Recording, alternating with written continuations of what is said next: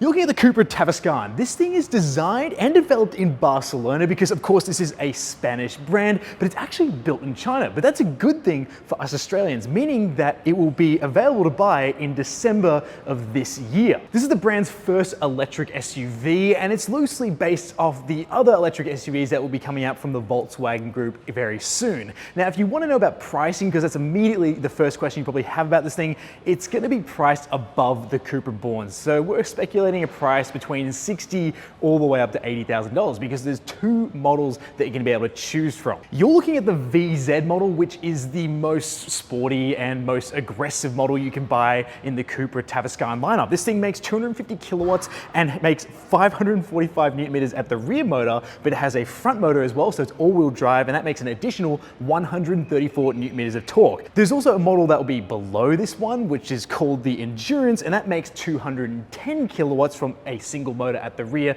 but that also makes 545 newton meters at the back as well. Now, when it comes to EV range, the VZ has a quoted estimated range of around 499 kilometers per charge from a 77 kilowatt hour battery, and the Endurance gets the same battery, but because it has one less motor, it gets a little bit more range. And that's estimated to get 534 kilometers of range. So if you want the most range, you're gonna buy the least expensive Cupra Tavascan, but if you want more performance, you're gonna buy this VZ model. So this is going up against something like the Tesla Model Y, but of course it looks a lot more different and potentially a bit more interesting to you. So what are you getting when you buy a Cupra Tavascan? Well, first of all, the bonnet. This thing looks really unique because it's got a lot of curves in it, and it also has some passive air vents that go through the front to help with air smoothing and airflow, and it also looks a bit more sporty. Of course, an illuminated badge here, which is very different from what you would see on other cars in the market. You've also got this 3D Cupra badging up front and some contrast elements here on the front bumper, and a lot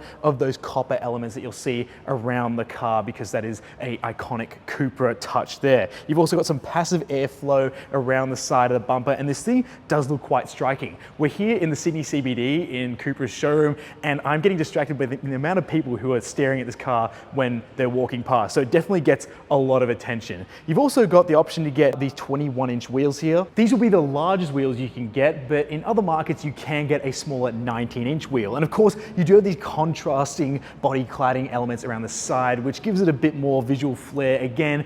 And in other markets, which hasn't been confirmed for Australia, you can get matte paint, which looks really quite nice. We also have contrasting elements here on the A-pillar and of course the side mirrors, but the design of this thing is meant to look a lot like a motorcycle helmet. So yeah, this looks better than what Mini tried to do with the backwards baseball cap with the Mini Cooper Coupe. So this looks, yeah, quite striking for an SUV. You've also got these hidden door handles, but they're not quite hidden. They don't pop out, but they do have a actuator on the inside. So you press a button and they will open like that.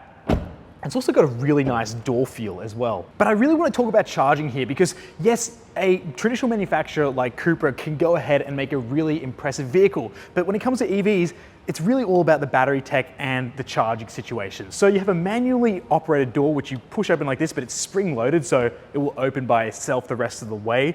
And you're gonna get yourself a DC fast charging connection here on one side, on a conventional side where you'd find a fuel filler cap. Now, when it comes to charging, to charge this thing from 10 to 80%, it will take you less than 30 minutes. But Cupra claims that you can charge this thing with 100 kilometers of range in around 7 minutes. So it's actually pretty fast to charge, considering that you can get nearly 500 kilometers of range per charge on this all-wheel drive model. Now this is helped because this has the same motor you'll find in the Volkswagen ID.7, which is a really efficient motor. So yes, you can have a big battery pack, but it's actually not that big. It really is aided by the fact that this motor is really efficient, which you'll find here between the rear wheels. Now some other cool stuff here, like the fact that this is actually capable of bi-directional charging, but it's not a feature that's been confirmed for the Australian market, but at least the hardware's there in case Cupra wants to release that as a feature at a later date. And perhaps my favorite thing as well is that this car can precondition its battery for fast charging, which is something you can do through the screen, which is an awesome plus, especially if you live in a colder climate and want to get a faster charge when you're out on the road. But the Tavascan has a coupe style to it. It's a traditional SUV, of course, but the back roof really comes down quite a lot. You don't have a rear wiper, but you do get this little boot lip spoiler, which I actually think looks really quite nice. So it definitely looks a bit more exciting than some other electric car offerings on the market. You've also got Cupra spelt out across the back. You can't miss the fact it's a Cupra. And you can't miss the fact that it's a Cupra as well, thanks to the fact it has a giant illuminated badge. I really love the light bar here, but especially love the taillights because they've got this 3D cascading effect, and also subtly, it says Tavascan here in the rear lights, so you don't have to have a Tavascan badge at the back. So it's a really clean looking exterior, and it's definitely gonna draw a bit of attention when this first comes out. But it's also very practical. It has a power operated tailgate, which is a hatchback, and you get a decent amount of space here at the rear, and you also do get a false floor with more storage under here, which you would use for your charging cables. Additionally, you have a ski pass-through in the middle, which again is a major plus. Even though the seats fold in a 60-40 split, at least you'll be able to put longer items through the second row in traditional Volkswagen Group fashion. But this is by far one of the coolest interiors of any EV in the space. I mean, Cupra went to town with making sure that this thing looked different, and it just is really visually impressive. The materials are also really nice. We have some soft touch materials on the dashboard and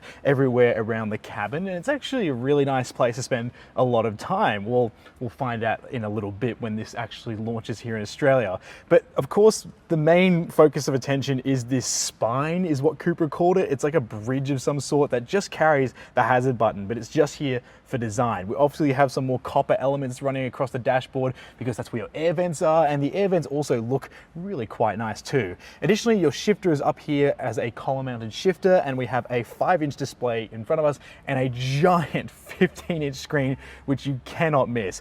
Additionally, the actual sliders here are backlit, which is great because in previous Volkswagen Group cars they weren't, but here they are. And then we have really nice quick access to things like our heated seats, just as sort of constant buttons that sit on the screen, which is very usable. This screen here is a bit glitchy right now because this is a pre-production car, but it gives you a good insight as to what you're getting. The biggest thing here is Apple CarPlay, which you're probably going to be using most of the time. Check that out. It takes up the whole screen, but it keeps your vital controls on the screen, which is very useful, and it just looks and feels great to use. So that's going to be awesome to interact with.